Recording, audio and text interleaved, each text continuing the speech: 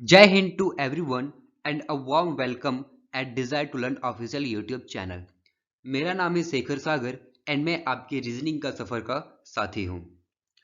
दोस्तों, अगर हम बात करें अपने एफकेट एग्जामिनेशन की तो उसमें 25 क्वेश्चंस यानी कि 75 मार्क्स की रीजनिंग पूछी जाती है। तो आज हम उन 25 क्वेश्चंस को कैसे हम 75 मार्क्स में बदलें, उसके लिए जो क्या स्ट्रेटेजी एंड क्या अप्रोच होनी चाहिए, हम उसके बारे में डिस्कस करने वाले हैं। Now, what should be our approach to tackle reasoning part of our FCAT examination? So, as I said, 25 questions are asked in FCAT, which contribute 75 marks to the examination.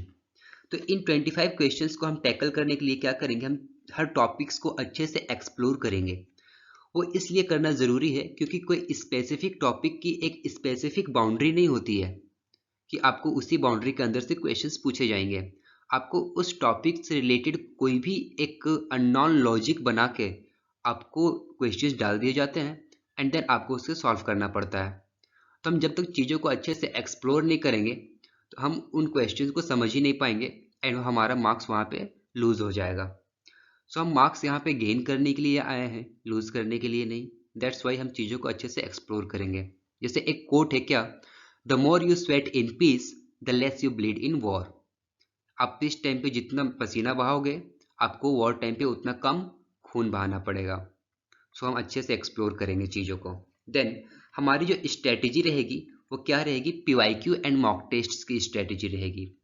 यानी कि हम जो कॉन्सेप्ट लर्न करेंगे हम same concept के क्या करेंगे, PYQs करेंगे एंड उसकी हम मॉक टेस्ट लगाएंगे। पीवाईक्यूज आपको क्या करेगा, उस एग्जामिनेशन से अच्छे से फैमिलियर करवा देता है कि हम किस टाइप के क्वेश्चंस पूछते हैं एंड आपको कैसे आंसर करना है। एंड देन मॉक टेस्ट आपको एक कॉन्फिडेंस लेवल देगा कि हाँ, कि आप कितने पानी में हो एंड आपको एग्जामिनेशन में और क्या क्या मेहनत करने की ज़रूरत है।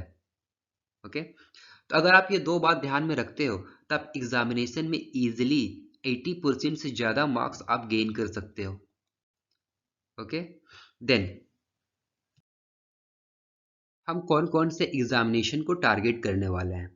तो हम एफकेट एग्जामिनेशन को टारगेट तो कर ही रहे हैं, देन हम टारगेट कर रहे हैं एयरफोर्स की ही एक और एग्जामिनेशन होती है, that is 10+2 entry for airman.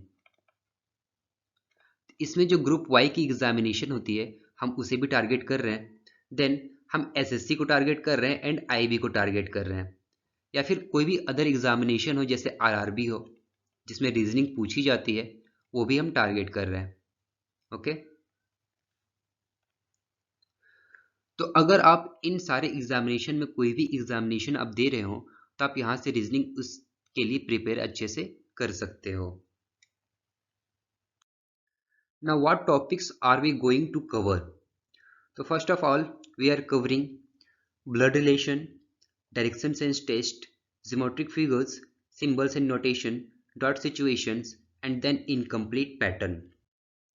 In the second phase, we are covering missing numbers, okay, then analogy, Venn diagram, odd one out, coding, decoding, and then embedded figures. And in the third phase, we are covering what? Ranking and sitting arrangement, then syllogism, okay? Then we are covering figure series, then dice questions, statement and conclusions, and assertion and reasons.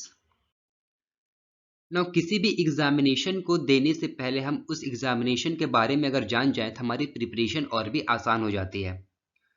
Like that कि PYQs कैसे होते हैं, कौन कौन topic से कितनी कितनी weightage होती है, अगर हम ये जान जाते हैं तो हमारी प्रिपरेशन और भी ज़्यादा इजी हो जाती है।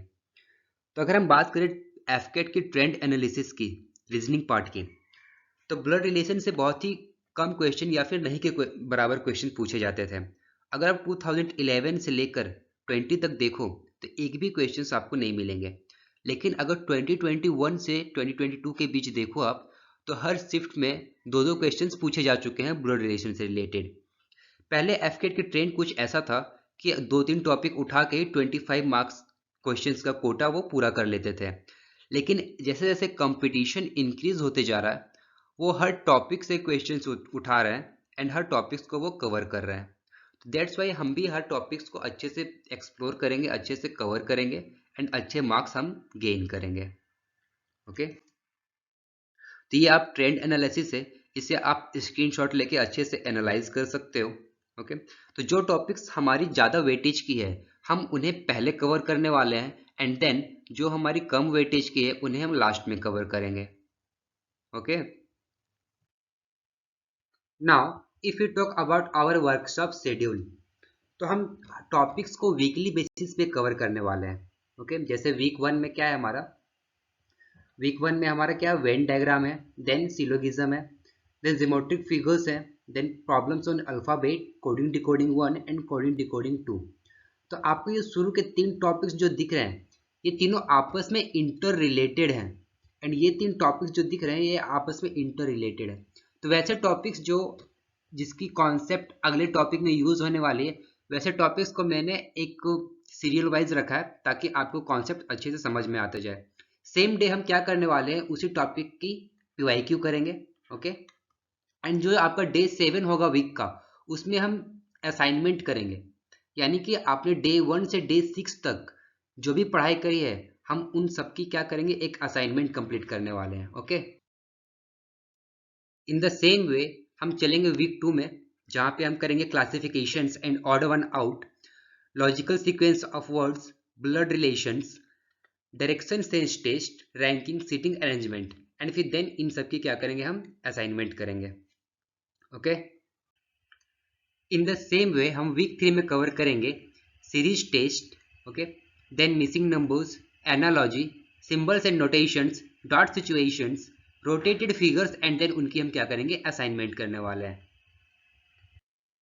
एंड हमारी जो लास्ट वीक होगी उसमें हम कंप्लीट करेंगे एम्बेडेड फिगर्स को, क्लॉक्स को, कैलेंडर्स को, डाइस को and then statement and conclusion and इनकी असाइनमेंट। सो ये था एक ओवरव्यू एफकेट एंड एसएससी रीजनिंग के सिलेबस की जहाँ पे हम चीज़ों को बेसिक से एडवांस लेवल तक करने वाले हैं। सो बने रहिए हमारे साथ, मिलते हैं अपनी फर्स्ट क्लास में, तब तक के लिए जय हिंद जय भारत।